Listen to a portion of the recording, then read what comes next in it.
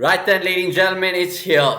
IPL 2022 is going to hit our screens on Super Saturday, and it is a familiar rivalry that we're all kind of comfortable with. The 2012 IPL final, the 2021 IPL final. It is, of course, Chennai Super Kings versus Kolkata Knight Riders, and it's going to be a fascinating campaign of cricket, pulsating action. We have some fantastic guests as well, and what a way to kick off the show because we have a certain South African. I won't just give his name away yet. Stay tuned. Watch his space.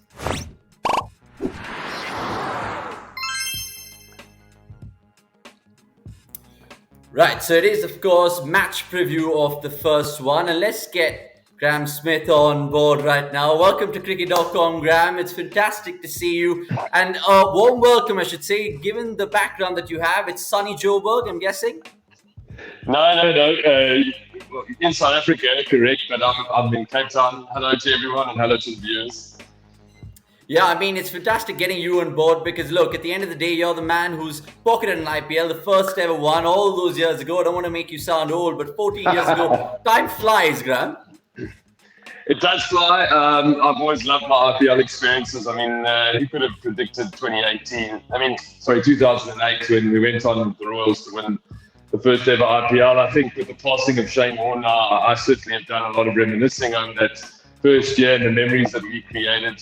And kickstart the IPL in such a fantastic manner. I've also, from there, fortunate to play a couple of years and be involved from a media perspective on a number of years, and really excited to be back this year. Right, Graeme, I mean, you mentioned Shane Warne over there. Let's just throw in some pictures right now at your time at Rajasthan Royals because, of course, it takes you back a long way. And what do you recollect the most when playing for the men from Jaipur? Of course, you had a good stint with them. Many people reckon that you and Swapnil Asnotkar were a fantastic pair up the order, more than Herschel Gibbs. Did you enjoy your time at Rajasthan Royals? I had a fantastic time at Rajasthan Royals. I mean, when I flew in slightly late, I think the Royals had got beaten heavily by Delhi in the first game, and we were written off in the competition. No one gave us a chance, so I didn't really know what to expect arriving at the IPL.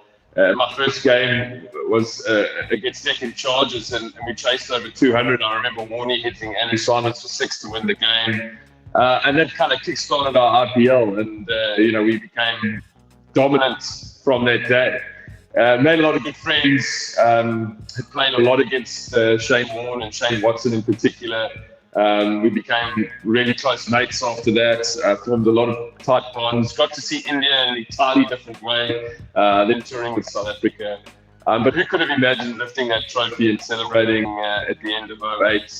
As you say, Swapnil, one of my favourite memories was somewhere through the IPL, ended up having dinner at his family home, wow. And that was a fantastic experience as well.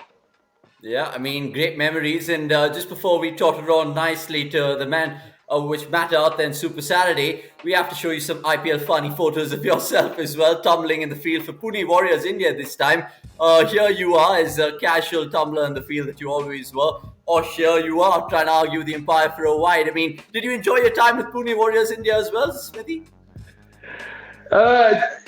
Honestly, not as much as I did with the Royals. I think as a franchise, it was kind of put together last minute, and there were a lot of logistics issues and struggles. From an experience perspective, it didn't come close to my time at the Royals. But still, got to spend some quality time with UV, Dada, and a number of players. I think as a team we struggled. But I think my fondest memories of the IPL certainly were with the Royals. All right. I mean, we know now that your bias is going to be there for IPL 2022 with Rajasthan Royals, and that's fair enough because we got other experts having their own biases, and that's what we love on cricket.com. Right, enough of my fluff. Let's get straight into it because Chennai versus Kolkata, like I said, is a titanic clash. It's the repeat of that 2021 final.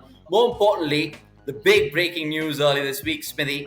MS Dhoni, of course, stepping down from CSK captaincy. And a mate that you know well from your Royals days, Ravindra Jadeja, who's never captained in his life, mind you. How do you see that in your first reactions? My first reactions were surprise. Just at the timing, it's quite close to the start of the tournament. So, it did surprise me that MS left it so late. maybe he's realised that his body's not quite where it needs to be, or his form, maybe he's not going to play every game. It's going to be quite a heavy season. The heat and the intensity of the competition is going to be there. But I mean, Ellis is a very thoughtful man, and he would have really summed up this decision. He would have given it all the pros and cons for himself. But as a team man, he would have considered Chennai. I mean, he's been Chennai through and through. He's led that franchise incredibly well. So a big decision. And then Jadeja getting the job. I think, as a player in international cricket, as an all-rounder, he's been incredible. His form, he's been devastating, overcoming an injury and now performing well against Sri Lanka. I think the challenge for Jadeja is going to be that he's got a lot on his plate. And he's, as an all-rounder, a gun fielder, and then now you add on the captaincy and the decision-making. I think he's still going to lean a lot on MS Dhoni behind the stumps for the calmness, for the decision-making, for the clarity. But it's going to be interesting to see in those first couple of games how Jadu handles the stress of leadership with, having to manage that all-round game. Yeah, it's a vital question, and that's what we're asking you right now in terms of how you'll take the captaincy, whether he kind of just strolls in like a duck to water, or of course needs that help from MSD, and I think the latter is more inevitable. Let's of course ask you about the probable 11s in due course of time, but before that, a word on KKR, because of course it's a change of guard in them. Last time it was Morgan and McCullum, this time it's McCullum, but it's Shreyas Iyer. Do you think they'll go down that similar matchups route that they were obsessed with, if I may say? Well, knowing Brendan, he's a very astute leader, and he was a really sort of on-the-button captain at New Zealand and wherever he's gone.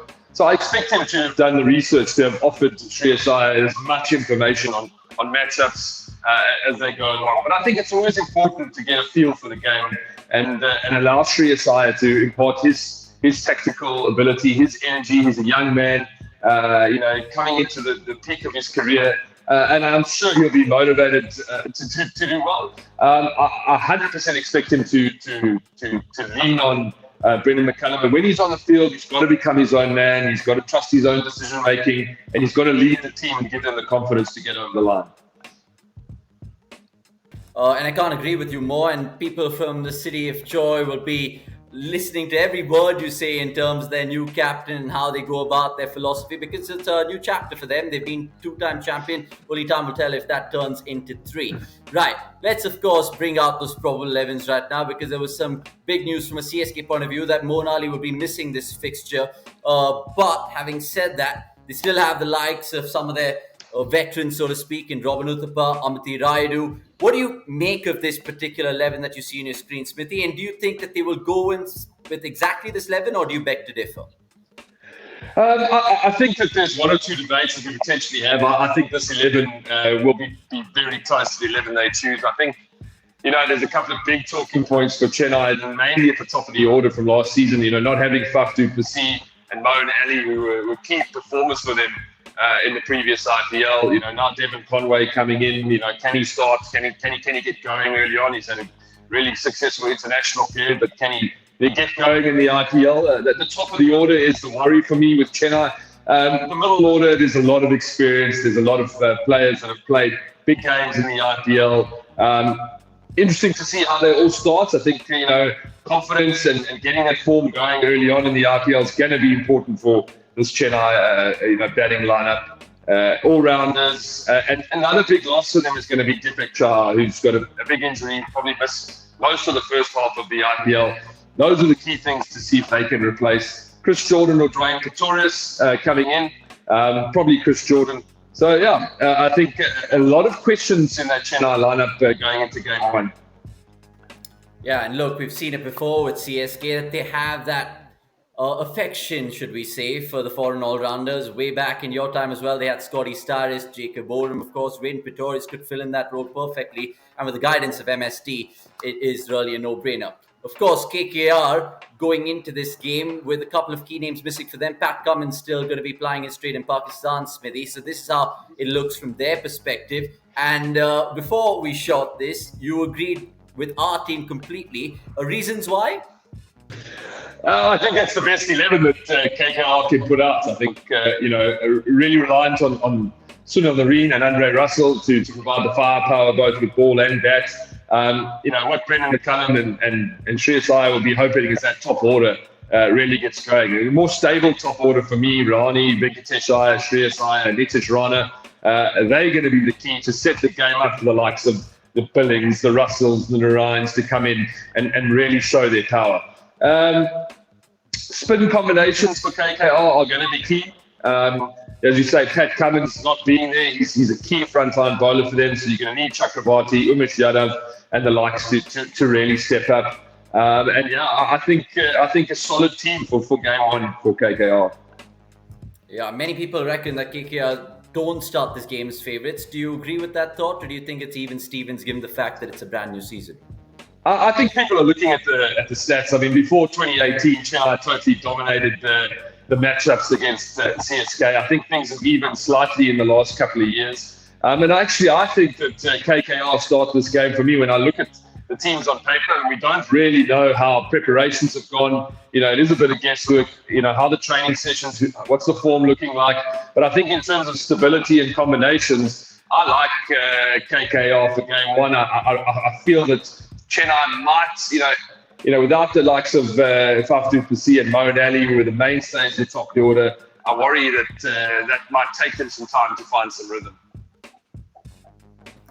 Right, and you mentioned the key point there because, look, Moeen Ali would be super important in a matchup like this, especially given the fact that you mentioned that those left-handers at the top of the order for KKR could be negating that. But only time will tell how MS Dhoni counters that particular aspect of the game because there's so many fascinating subplots. My couple of last questions to just wrap this preview up here.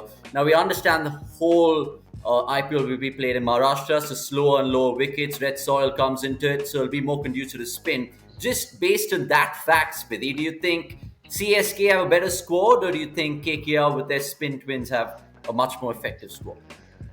I think, even though it's all based in the same city, with Pune being just outside, I still think that there will be difference in conditions between the stadiums. I think, the Wankhede for me will still have bounce. Siemens will still play a role. And really in the past has been, a great place to bat.